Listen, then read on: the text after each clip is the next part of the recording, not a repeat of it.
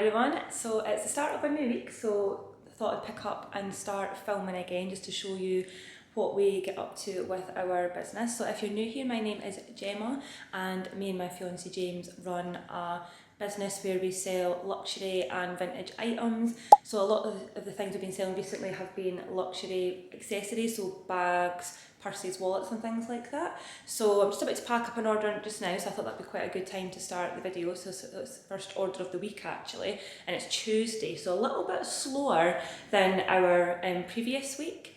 So yes, I'll just kind of show you what we've got here and I'll pack it up and show you how we pack it up and everything. So it's actually this navy blue, it looks kind of black on the camera, but it is navy blue Coach wallet. So really nice piece. It's got a little pocket on the front, it's a zip around wallet, gold zip leather and lots of coin compartments and everything inside. So yeah, really nice piece. So I think we sold that on eBay, that I believe. So we've actually been getting a few sales on eBay recently, which has been quite nice because I feel like eBay sometimes there's so many sellers and things on there, you kind of feel like you might get a little bit lost.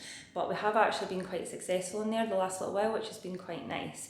So in my last video, we were talking about just how we were sort of thinking about so I suppose the future for our business and where we wanted to move with it because of just things that we've noticed about selling on the likes of Vinted and even really eBay and Depop and things as well, especially Vinted. Obviously we do still sell on Vinted, we know that we do make sales on Vinted and things like that, and not everyone on Vinted customer wise is unpleasant to deal with. But yeah, so we are trying this new kind of way about things where we're kind of being like, right, the prices that we put up are pretty much what we're expecting for things. So that might mean that we might have to maybe reduce our prices a little bit if we had priced things a little bit higher to then accept a lower offer kind of thing. So we are looking at doing that so that we basically the prices that are on our items are what we're expecting. We're no longer sending out offers. We're sending out messages to people that are interested just to kind of say, you know, if you're interested, let us know if you've got any questions and things like that. But we're not kind of initiating any offers. We did actually accept an offer for this one because on eBay, I feel like because the offer that they sent was really reasonable, like they hardly actually took anything off at all, and it was almost like, right, okay, you know, they're not being cheeky or anything. To be honest with you, I actually feel like they were just maybe wanting to get the cost of the postage taken off, which I don't blame them for that. So, and obviously they were really polite and everything. So that to me goes a long way when you're, you know, if you are trying to send offers to people if you do want to buy things. So unfortunately, we are also dealing with a bit of a return on eBay as well. So we sold a vintage Gucci wallet, and the frustrating thing is that because of, like, we did look into it, and because of the way that eBay does the returns, like I think on Vinted, if somebody says it's not as described, you can if you've got like proof, as in photographs, which we do, to prove that it is actually how we described it. A lot of the time Vinted will look at it, and if, you know, they think that the buyer's actually wrong, they'll side with the seller. Because, you know, we've sort of not experienced that, but we've heard about that happening. However, my cat Chester's like scratching to get into the kitchen. I'll just let him in. What are you doing? So, but after a little bit of research with eBay, when somebody asks for a return on eBay, you've got a few different options. You could either offer a partial return or a partial refund, should I say, where they don't send the item back, and then you just give them a bit of money back for, like, you know, it not being what they were expecting, which supposedly is quite a common scam, or people try that a lot just to get an item cheaper. Another option that we could have done was basically just, you know, get them to send it back, and then we could then just offer them a refund before us even receiving it, which basically it was you know, advised not to do that, because you don't know if the person is going to send it back, if you're going to get it, and you could lose your item and the money. So obviously we didn't do that. Other option is that you ask for a return, they send it, and as soon as you get it, you can then issue a refund, which is what we are in the process of doing. And then the other option would be to argue the case and kind of say to, you know, eBay to step in. However, after a little bit of research, found that basically the majority of the time in these cases, eBay always sides with the buyer. and then you will lose your item and your money, because they'll just refund the buyer gets to keep the item as well, and you're out of pocket, and I think you also get like a bit of a black mark against your account. So obviously we don't want to risk that. So we did say to the customer to just basically return it, and once we get it we'll give them a refund. However, eBay, the actual website, has been so tricky to figure out how to do that. Like we wanted to pay for the postage, sort that out, and that we haven't. Well, the only way that we figured out how to do it is for me to go into like Royal Mail or Every or whatever and put in my or our address as the sender address and the recipient address, so that basically we're sending a parcel to ourselves, because everything that we look at, we have to get the details, like, you know, like phone number and email address and everything of the customer, and obviously we're not wanting to ask them for that. They shouldn't have to provide that anyway. So yeah, so if any of you have actually done a return on eBay where you've asked for a return and there's a way around this, where you can actually just, you know, there's an easier way to get postage sorted, please let us know in the comments, because it took us quite a while last night. And what ended up happening is the customer actually has ended up paying for the postage themselves, and then we're going to refund their postage. I'll need to figure out how to do that as well. So it's not very straightforward. It's not like Vinted or anything like that. So that's one kind of thing, a big massive plus to Vinted and other platforms. It's much easier to deal with returns, whereas eBay is a bit of a nightmare.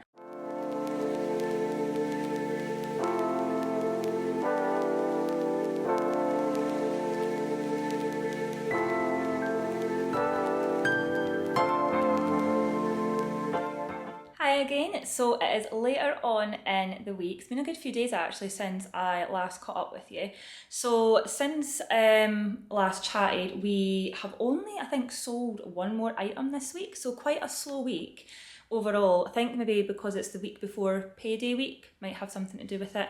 So you'll have seen us packing the order. Actually, it was a vintage Coach handbag. So one of our last handbags that we have left, we've not got very many left. We're sort of more going towards like wallets and purses and things like that. So that's sort of one of our last of our larger pieces left. So this week's actually been a little bit of a mixture of a week. Been having to deal with a couple of returns, which not obviously that happy about. So I think I mentioned earlier on in the video about one of our pieces, vintage pieces, the person was asking for a return on eBay, and how basically them saying that they weren't, even though it was a vintage item, they sort of thought that there was more wear than what they were kind of looking for. And obviously this is quite frustrating, because on that particular item, I knew for a fact I'd taken, because I went back and checked the listing just to be sure, I'd taken pictures of every single possible angle of the item that I could possibly take pictures of, like including the edges, inside, everything, and they still weren't happy. So yeah, it's just a little bit frustrating. And to be quite honest with you, if that had been on Vinted, I probably would have argued it and said, well, no, all the areas that, you know, you're saying that there's wear on, there was clear pictures of it in the description, and it was, clear pictures of it in the listing, and it was in the description. However, when we did a little bit of research, we found that eBay is more likely to side with the buyer, and we could end up losing our item and our money, and obviously we didn't want that. So we just thought it would just be safer just to return the item. And I know I mentioned before that we actually had quite a bit of a hassle even getting the returns sorted out, like the postage label sorted and things like that. So not ideal. And then the other one that we're having to deal with is so frustrating. So basically the item's been damaged in the post. So again, through eBay, sent it off in a parcel bag, you know, the normal parcel bags that we normally use, never had any issues at all. The person received it, and it was a hoodie, and basically there was marks on the back, but it looked like it had been cut, like the hoodie looks like it's been like scuffed or caught on something. And obviously these are brand new items, so, and they were all checked by me twice and I always check them before even like when I pack them up as well. And then when we asked the person, look, was the bag damaged or anything, and they said it was. So the only thing I can think that's happened is it's gotten damaged in transit, so we're having to also receive that back as a return. However, I think we're going to try and look into seeing if we can potentially get something done about claiming something back, maybe from the courier, because obviously it wasn't us that sent out a damaged item, it was done by the courier, but I don't know how you know, how successful that will be. So we've kind of decided from now on that even if we're putting things into parcel bags and things like that, that we're going to try and double or even triple wrap them to try and hopefully stop that from happening. Our purses and things I'm not too worried about because they get sent off in boxes and they're always wrapped and then put into a cardboard box, so those should be fine.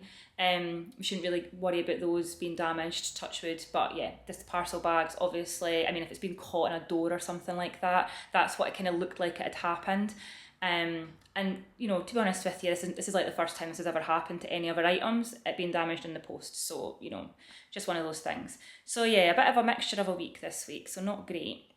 So I think what we are going to be doing the rest of this week is, I think I mentioned before that we're wanting to try and like focus on getting some more traffic to our Shopify store so that we just have more control over things when we're selling things, obviously dealing with returns, fees, you know, all that kind of stuff. So I think what we're going to do is we've got everything we have, all our items are listed on Vinted and eBay and our Shopify store, but I would like to get everything just so that we're covering as many platforms as we possibly can, and it can kind of just tick along in the background while we're working on our Shopify store. We'd like to get everything listed on Depop because not everything's on Depop, and Vestiaire Collective. So we have actually had a bit of interest on our items on Vestiaire. I think I said I'd give you a bit of an update from our last video. We said we were trying out listing a few things there. So we've listed all of our Gucci items. We've not listed our other designer items or our Coach items just yet.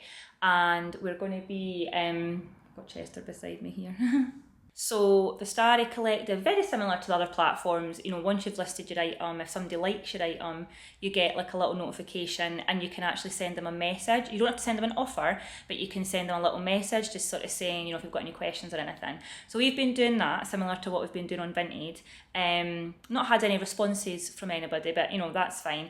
We did actually have an offer for a Gucci wallet last night, which we accepted, or we did a counter offer and they accepted it. However, they've not paid for it yet, so obviously we can't send it out. So I'll keep you updated if that sale does go through, and then hopefully that will be our first item we've sold on Vestiaire, which is fab. So I think what we're going to do is get everything else listed on there, as well as Depop, and then me and James were chatting, and I think we're going to focus on getting our Shopify store looking as good as it possibly can, like making sure we're happy with everything on it, and then look at really how we can drive traffic to it.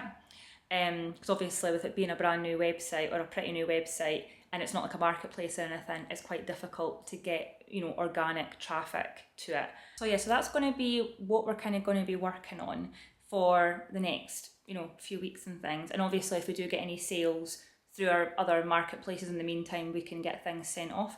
But yeah, fingers crossed next week with it being going into payday week and things like that, hopefully we'll get a few more sales again. But I suppose that's just the thing with it, is it kind of goes up and down. Like a couple of weeks ago we were getting loads of sales, now it's gone a little bit quieter. We're still getting a lot of interest, but yeah, just a little bit less sales. And we are still sticking with our kind of method that we talked about before, about not sending out offers first, about just messaging potential customers and then, you know, sort of not actually sending out offers on the likes of Vinted and things. The only negative is that on Depop and eBay, if somebody favourites your item, you can't just send them a message, you have to send them an offer with a message, unless there is a workaround that I'm not able to see. So that is a little bit disappointing because you can't really engage with any potential customers. But yeah, these are all just different things, as I said, that we're trying and increase our sales and things. So I think we'll go ahead and wrap up this week's vlog here. Sorry if there wasn't too many sales and lots of things going on compared to last week. If you'd like to see last week's vlog, when I'm talking about, you know, what we've been doing with Vinted and things like that recently, make sure and check it out. And if you don't want to miss any of our future videos, make sure and subscribe, turn the notification bell, and we'll see you in our next one. Bye!